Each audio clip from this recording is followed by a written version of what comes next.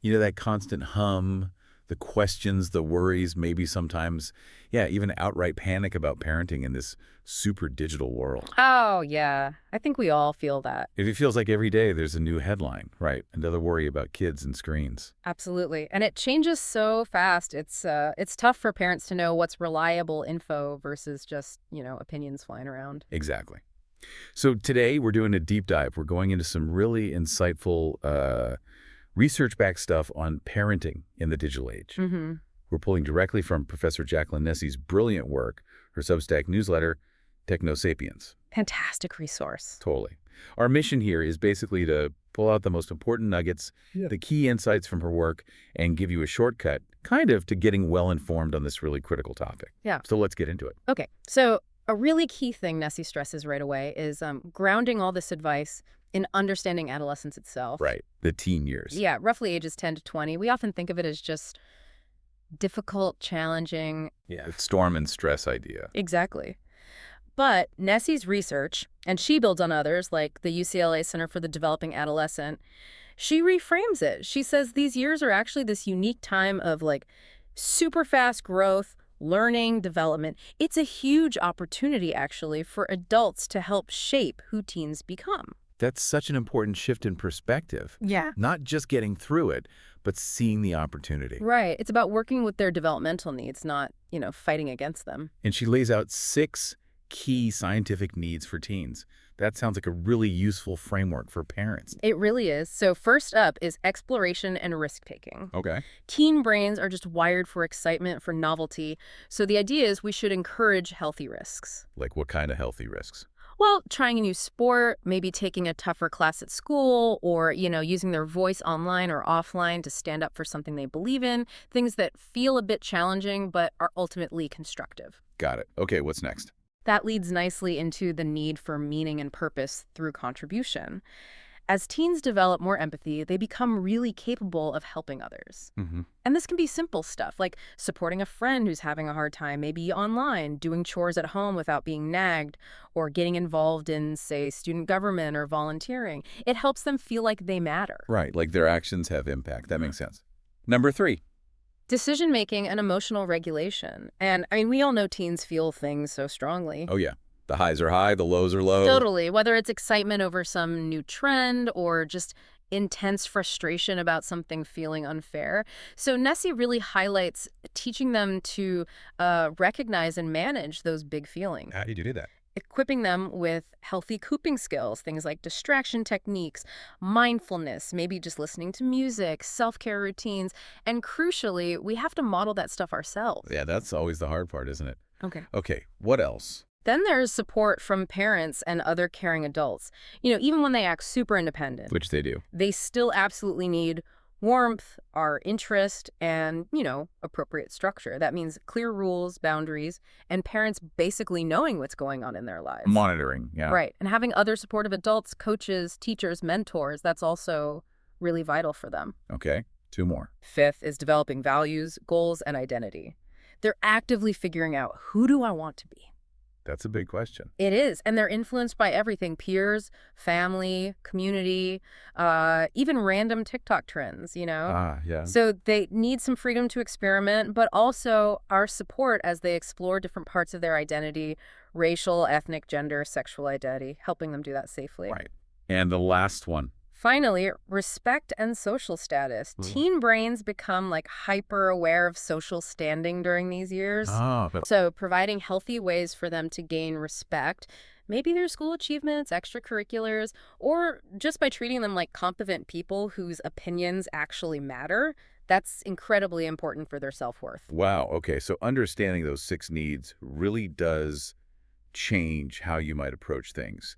But how does this translate to, the everyday screen time arguments? Well, Nessie says it starts by rethinking what we mean by discipline. Okay, not just punishment. Exactly. She defines it as your entire system for teaching kids acceptable behavior. And it's built on 3 things: warmth, structure, and effective consequences. Okay, let's break that down. Warmth. Warmth is pretty straightforward. It's showing affection, support, actively building that positive, loving connection. So what does that look like? For little kids, maybe it's dedicated special playtime. For older kids, maybe a movie night or, I don't know, even making a silly TikTok together. Right. These moments, she calls them deposits in the bank.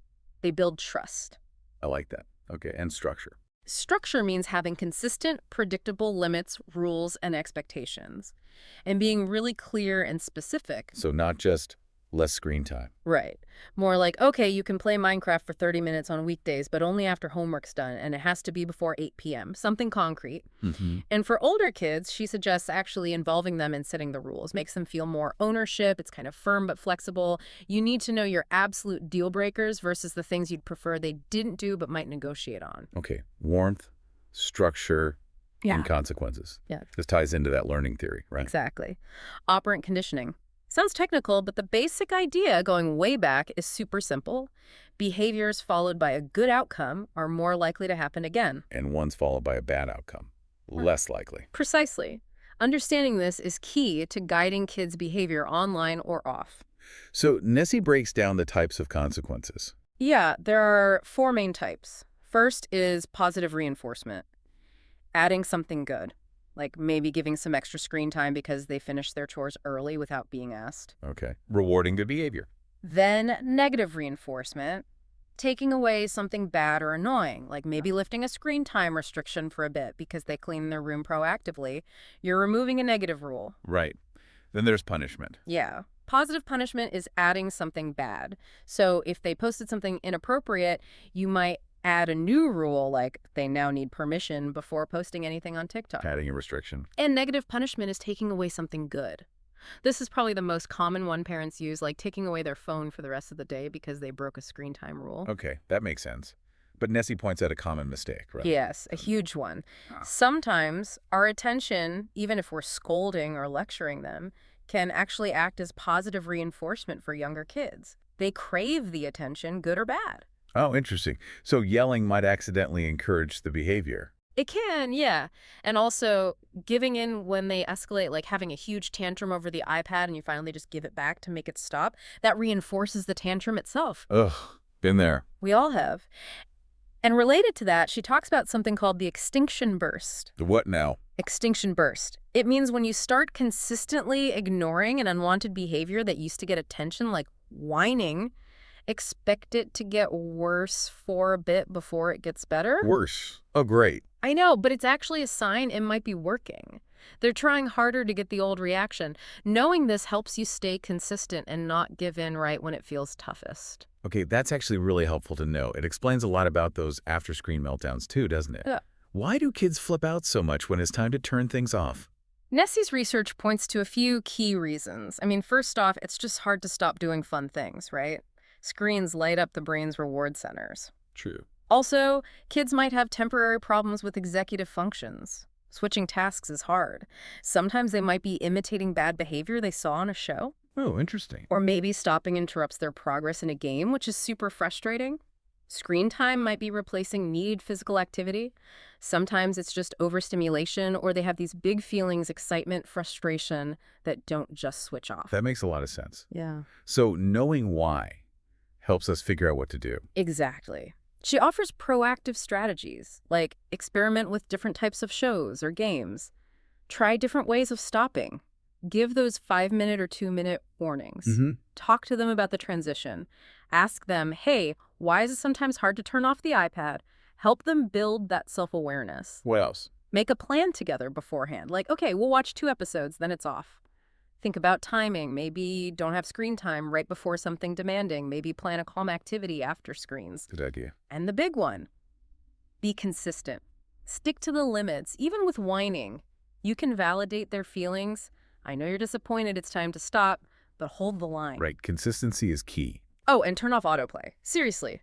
If meltdowns are happening all the time, maybe you do need to reduce the overall amount of screen time. Okay. That consistency point feels really important. Which kind of leads us to some specific digital challenges, right? Like, what about the really little kids, ages 5 and under?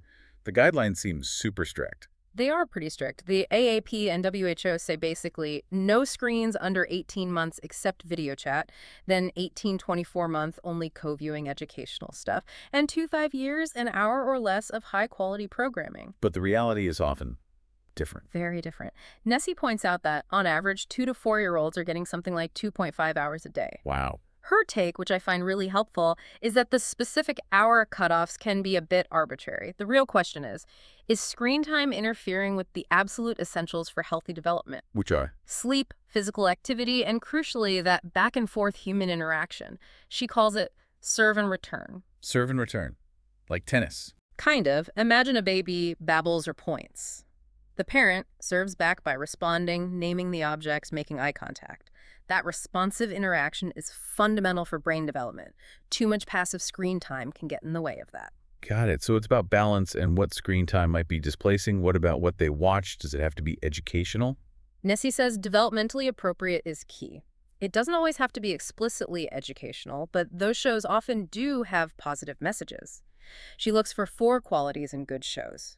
They should be active, prompting responses, engaging, holding attention without being overwhelming, meaningful, connecting to their lives, and socially interactive, modeling positive interactions. Like Daniel Tiger or Sesame Street? Exactly. Daniel Tiger, Sesame Street, Dora, Super WHY, those kinds of shows often hit those marks. And do kids actually learn from screens at that age? Well, Nessie highlights the video deficit. Basically, kids under 3 learn way less effectively from a 2D screen compared to a real live person. Why is that? A screen can't respond contingently, offer different angles, provide that rich multisensory input like a real person or object can. Once kids are 3 or older, some learning can happen from screens, but it's significantly boosted if you co-view, watch with them, and talk about it. Okay. And for stopping those screen time battles with little ones, any quick tips? Yeah, similar ideas. Clear expectations before screens go on, offer simple choices, turn it off now or in 2 minutes, give simple reasons, time for bath, use visual timers, give warnings, be consistent afterwards, and validate feelings while holding the boundary firm. Great practical advice. Okay, let's shift gears to something that causes a lot of anxiety. Dopamine, the whole screen addiction fear. Right. The narrative is often that screens cause these dangerous dopamine surges, just like drugs, leading to addiction. So what's the reality, according to Nessie's research? What is dopamine doing? She provides a really important clarification. Dopamine isn't just a pleasure chemical. It's a neurotransmitter involved in lots of things, movement, sleep, learning. But its main role here is motivation. It drives us to seek out rewarding things. So screens are rewarding. Yes, like many enjoyable activities, dopamine gets released. And social media platforms especially are designed very cleverly. Features like endless scrolling, unpredictable likes that creates what scientists call variable reward schedules. It leverages that dopamine response to keep us engaged, keep us coming back. But is it really addiction, like drug addiction? Nessie is clear. For most people, no, it's not comparable. Problematic, maybe even addictive-like use can happen for a small percentage of kids, but currently there's no official diagnosis like social media addiction in the main diagnostic manuals. Okay, so the takeaway for parents. Don't panic about dopamine specifically. Focus instead on promoting moderation, ensuring screens aren't crowding out other rewarding activities, playing outside, hanging out with friends in person, hobbies, all that stuff. Aim for balance. That's a much calmer perspective. We can talk video games. They're everywhere, right? Especially for boys. Almost universal, like 97% of teen boys, 83% of teen girls play. And yeah, boys average way more time over 2 hours a day compared to under an hour for girls. Are they inherently bad? What does the research say? Generally, Nessie finds little evidence of inherent harm from gaming itself. In fact, there are some cognitive benefits linked to certain types of games, things like better working memory, faster reaction times, improved attention skills. And socially. They can be a really important social space, particularly for boys, a way to connect, cooperate, compete with friends. But the big question is always, when is it too much? Yeah, and Nessie brings it back to that key question. What are the games replacing? Right. If gaming is consistently pushing out sleep, homework, physical activity, face-to-face socializing, that's when you need to be concerned. What about actual gaming disorder? Is that a real thing? It is. It's characterized by things like losing control over gaming, giving it increasing priority over everything else, and continuing to game despite negative consequences. It affects maybe 1 to 9% of teens. If you're seriously worried about that pattern, seeking professional advice is the way to go. Okay. And the elephant in the room. Violent video games. Are they dangerous? The debate is so heated. It is. Nessie presents a nuanced view based on the bulk of research. Studies do show small, short-term increases in aggressive thoughts, feelings, and maybe behaviors right after playing. Okay, small and short term. Right. But there's very little evidence linking violent game playing to long-term serious violence or criminal behavior. That connection is often overstated in the media. So how should parents handle violent games then? Nessie gives 5 key pieces of advice. 1, know the research, understand the nuance, the short-term versus long-term findings. 2, know your child, how's their temperament, who are their friends. 3, know the games, actually play with them or watch, check ratings on sites like Common Sense Media. 4, talk about it. Discuss your family values, your concerns about the content. And 5, set flexible limits. Use that collaborative, autonomy-supportive approach. Involve them in setting boundaries around what they play and when. That seems really balanced. Okay, one more big debate area. Phones in schools. Why are schools considering bans? Well, the reasons are pretty clear. Worries about distraction, interfering with learning, potential negative impacts on social skills like less face-to-face interaction, cyberbullying concerns, and general worries about mental health. And what does the research say? Are phones actually distracting? Oh, yeah. The research is pretty solid on that. Smartphones are distracting. Even just having one nearby, even if it's off, can impact attention and performance on cognitive tasks. Okay, so they're distracting. But do bans actually work? Does banning phones improve things? That's where the evidence gets a bit more mixed, according to Nessie. Some studies, like one in England, found small but significant improvements in test scores after bans, especially for lower achieving students. Okay, so some positive effect there. But other studies, in places like Norway and Sweden, found minimal or no impact overall, or maybe effects only for certain student groups. So it's not a simple bans work or bans don't work. Exactly. Nessie suggests that limiting phone use during the school day makes logical sense to reduce distraction. But the details really matter. How is the ban enforced? Do teachers have support? It's not a magic bullet. Right. A phone ban isn't going to solve the entire youth mental health crisis on its own. Precisely. There are many factors involved in student well-being at school, and phones are just one piece of a much larger puzzle. Okay, this is all incredibly helpful context. Let's pivot now to some really practical tools. Yeah. The number one question I hear is, when is the right age to get a kid a smartphone? And Nessie's answer, maybe frustratingly for some, is there's no single right age. Huh, yeah, I figured. Her general advice, based on the evidence of potential interference with social skills and academics, especially for younger teens, is to wait if you can. Delaying is often beneficial. But how do you know if your kid is ready? She offers a great framework called the 4 R's to help parents think it through. Okay, what are they? Responsibility. Does your child generally show responsibility in other areas of their life? Do they understand what it means to be responsible with a device?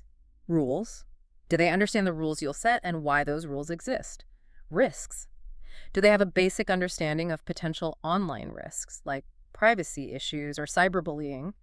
And reasons. What are their actual reasons for wanting a phone? Is it genuine need or just peer pressure? Right, it's a really useful checklist. What if you decide they're not ready for a smartphone, or you just want alternatives? Nessie mentioned several options. There are basic phones, yeah. Flip phones still exist. Wow. There are also these minimalist, kid-friendly smartphones like Gab, Pinwheel, or Bark phones, which have limited functionality. And smartwatches can be a good intermediate step, too, allowing calls and texts with approved contacts, but no internet browser or apps. Okay, good options. So let's say they have the phone. Now, boundaries and parental controls. Nessie has some specific rules she recommends. Yes, some really actionable ones. First and foremost, no phone in the bedroom, especially at night. Sleep is just too important. Absolutely critical. Second, establish at least one other phone-free zone or time, maybe family meals, maybe car rides. Oh. Third, require permission before downloading new apps or making in-app purchases. Avoid surprise bills. Fourth, talk constantly about using good judgment, being kind online, choosing positive content, thinking before they post. And fifth, a simple one. They need to respond to texts or calls from parents reasonably promptly. That seems fair. What about the technical side parental controls? Are they effective? Nessie has a great analogy. Parental controls are like a gate, not a wall. A gate, not a wall. I like that. Yeah. They're useful for slowing kids down, creating barriers, making it harder to access inappropriate stuff or spend too much time. But they're not foolproof. Determined kids can often find workarounds. So don't just set them and forget them. Definitely not. The crucial thing Nessie emphasizes is that setting controls needs to be an ongoing conversation. Sit down with your child, explain why you're setting certain limits, listen to their perspective, and adjust the controls together as they get older and show more responsibility. Can you give some examples of the kinds of controls available? Sure. On Instagram, for instance, teen accounts default to private now, and there are restrictions on who can message them. Parents can use the supervision tools to see who they follow and who follows them, who they message, not the content, and set daily time limits. Okay. What about TikTok? TikTok has different settings for younger teens, 13 to 15, versus older ones, 16, 17, regarding things like direct messages and comments. They also have family pairing, which lets a parent link their account to manage settings, including screen time. And Snapchat. Seems like a tricky one. Snapchat also has settings to limit contact from strangers for teens. Their Family Center lets parents see their child's friends list and who they've messaged recently. Again, not the content, but just the contacts, which gives some oversight. YouTube offers YouTube Kids for the youngest. For older kids, there are supervised accounts parents can manage, allowing them to choose content levels, block channels, turn off search, and see watch history. There's also a general restricted mode filter. And then just the phone's operating system itself. Right. Both Android with Google Family Link and iOS with Apple Family Sharing and Screen Time have built-in tools. You can set time limits for specific apps or overall usage, approve app downloads, track location, and filter web content. So many tools. Lots of tools. But the key, as Nessie stresses again and again, is that the technology is only part of it. The conversations, the warmth, the structure, that's the foundation. Wow. We have really covered a huge amount of ground today. It's incredible how much insight is packed into Professor Nessie's Technosapiens work, from understanding how teens tick to these really concrete strategies for screens. Absolutely. It really underscores that idea of evidence-based parenting. Nessie often talks about it like a three-legged stool. Oh. Yeah. The research, like everything we've discussed today, that's one crucial leg. But the other two legs are just as important. Your own unique expertise as a parent who knows your child best, and your child's individual characteristics, their temperament, their strengths, their challenges. So the science gives us direction, but we still need to use our judgment. Exactly. The research provides the map, maybe, but you are the one driving, adapting to the specific terrain of your family and your child. Your informed judgment makes it work. That's a really empowering way to think about it. It leads to a final thought, maybe, for everyone listening. Yeah, perhaps something to mull over. In this world where digital tech just keeps changing so fast, how can you shift from just reacting to the latest crisis or headline? Yeah. How can you proactively take these kinds of evidence-based insights we've talked about and use them to really shape a digital environment at home that doesn't just help your kids survive, but actually helps them thrive?